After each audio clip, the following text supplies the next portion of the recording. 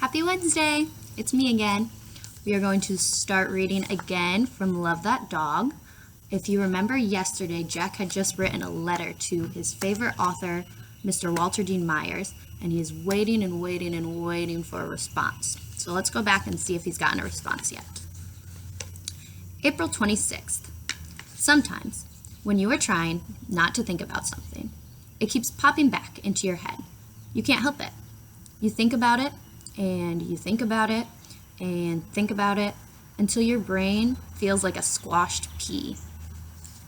May 2nd. Yes, you can type up the thing about try not to think about something, but you'd better leave my name off it, because it was just words coming out of my head, and I wasn't paying too much attention to which words came out when. May 7th. Maybe you could show me how to use the computer, and then I could type up my own words. Very short section today.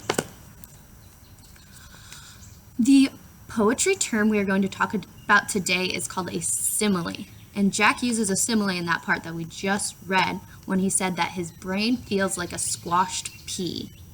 So a simile is a comparison between two things that are completely not alike, using the words like or as.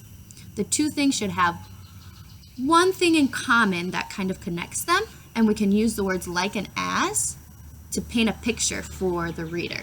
So Jack says that his brain feels like a squashed pea, but his brain isn't a squashed pea. A pea is a vegetable. But his brain feels like one because it feels mushy and tired and like it can't think anymore. So Jack uses the term squashed pea to kind of paint a picture for the author to understand what he's feeling at that time. Other examples of similes could be the soldiers were as brave as lions. So they're as brave as lions. They're not lions, but they have some of the same characteristics as lions. Like they're strong and they're ready to fight and protect people like a big, large lion could.